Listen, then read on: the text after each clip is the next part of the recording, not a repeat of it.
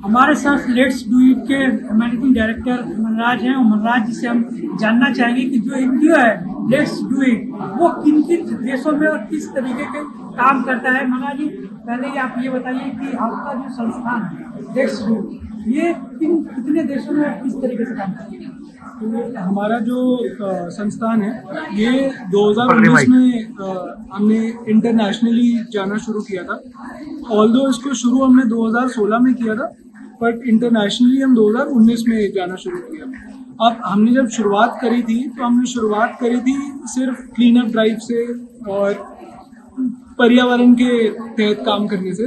2019 में जाते जाते हमने और बहुत सी चीज़ें जो अपने साथ जोड़ी, जैसे कि कल्चरल एक्सचेंज प्रोग्राम जोड़े, स्टूडेंट एक्सचेंज प्रोग्राम जोड़े। उसका कारण ये है क्योंकि हम ऐसा समझते हैं कि स्टूडेंट और कल्चरल एक्सचेंज प्रोग्राम भी कहीं ना कहीं पर्यावरण से नाता रखते हैं। तो जो हम जैसे कल्चरल टूरिज्म की बात करते हैं तो उसी तरीके से हम सस्टेनेबल टूरिज्म की बात करते हैं। अब जैसे कोई टूरिस्ट है, वो आप मान लीजिए बाहर के देशों में जाते हैं या हिल स्टेशन पे जाते हैं, जो उनका प्लास्टिक वेस्ट रहता है वो प्लास्टिक वेस्ट कभी नीचे नहीं आ पाता। वो प्लास्टिक वेस्ट हमेशा वही छोड़ के आते हैं और वो अपने सही स्थान पे कभी पहुंचता नहीं।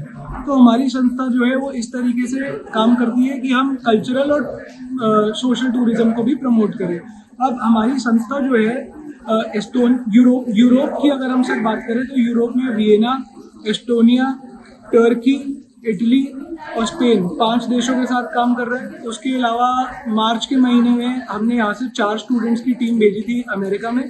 तो अमेरिका में हम एक कल्चरल एक्सचेंज प्रोग्राम करके आए। उसके अलावा मैं खुद पिछले साल दिसंबर में मैडागास्कर, एक अफ्रीकी देश है, तो मैं मैडागास्कर जाके हम आए। वहाँ पूरा पर्यावरण मंत्री से मिलके आए और सस्टेनेबल टूरिज्म को लेकर हमने बात की। विश्व में सबसे बड़ी चुनौती अगर विश्व के लिए कुछ है तो वो है ग्लोबल वार्मिंग और लगातार धरती का तापमान बढ़ रहा है।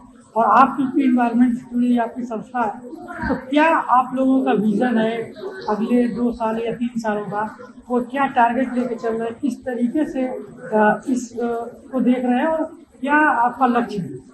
देखिए जी, सबसे ज़रूरी चीज़ है अवेयरनेस।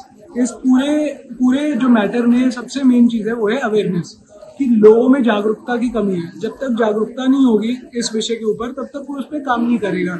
जागरूकता के कारण से छोटी से छोटी जो चीज़ है वो भी इसमें मदद करती है।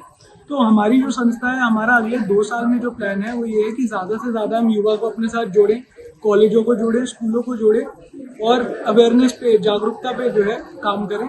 जागरूकता के कारण से ही इस पे 16 सितंबर को लेकर जो आपका प्रोग्राम है उसके 16 सितंबर को लेकर हम एक world clean up drive organise कर रहे हैं। तो उस क्लीन अप ड्राइव में हमने बहुत से दिल्ली के कॉलेजों के साथ और स्कूलों के साथ मिलके क्लीन अप ड्राइव का जो है प्रोग्राम हमने रखा है। तो उसमें क्या रहेगा कि स्टूडेंट्स जुड़ेंगे और हम प्लास्टिक वेस्ट को जो है सड़कों से, पार्कों से, इन सब जगहों से उठा के प्लास्टिक वेस्ट को उसके सही स्थान पे पहुंचाने की जो है मुहिम हम चालू करेंगे। तो ये थे हमारे साथ लेट्स डू इट के डायरेक्टर